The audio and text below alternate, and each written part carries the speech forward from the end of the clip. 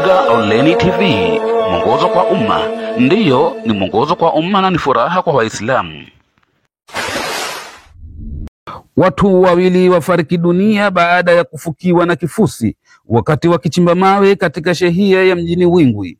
Tukio hilo limetokea tarehe 29 mwezi wa 6 2025 majira ya saa 3 asubuhi. Mkuu wa mkoa wa Kaskazini Pemba Mheshimiwa Salama Mbaruku Hatibu amefika katika hospitali ya wilaya ya Micheweni kuwafariji wafiwa.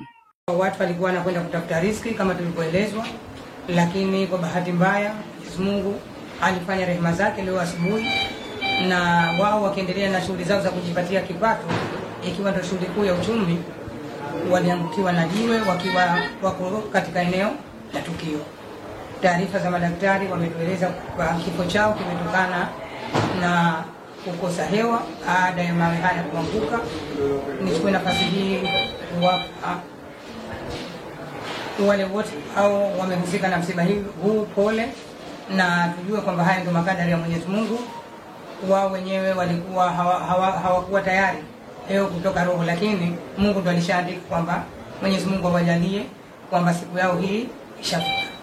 Kwa hiyo nichukue nafasi hii kuwapa pole wafiwa wote, lakini niseme kwamba tuko nanyi katika kipindi hichi kigumu, na serikali inaendelea kufuatilia ili kuona kwamba suala lile la uchimbaji wa kokoto au uchimbaji wa mawe pale, kuona tuna suala zima la mbadala wa kuweza kufanya shughuli nyingine.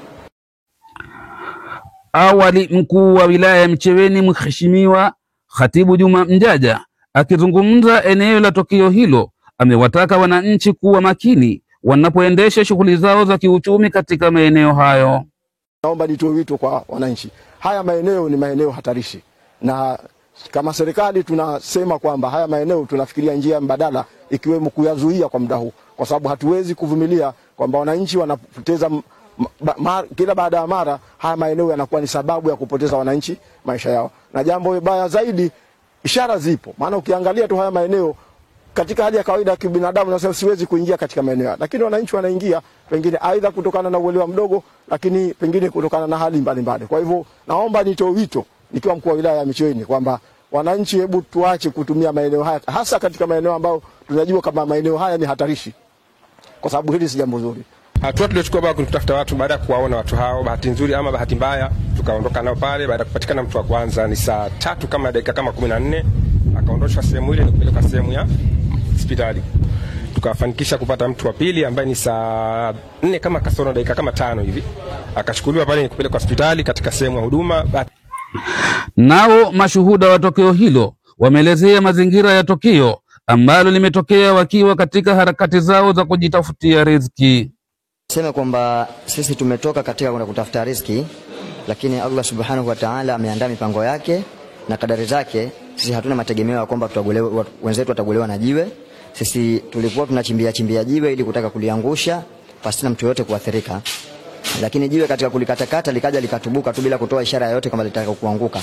Hatimaye watu wawili ambao tulikuwepo karibu tukawahi kwenda mbio, wawili wakafunikwa na kifusi pamoja na mawe, hatimaye ndo wakatoka roho.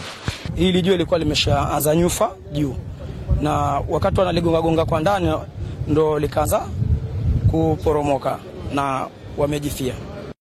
Marehemu walopoteza maisha ni Hamadi Juma Makame pamoja na Shame Hamadi Shoka.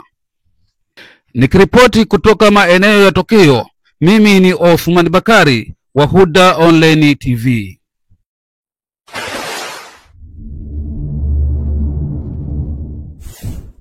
Allahu Rabbi wal Islam dini. Huda Online TV, mwongozo kwa umma. Ndiyo, ni mwongozo kwa umma na ni furaha kwa Waislamu.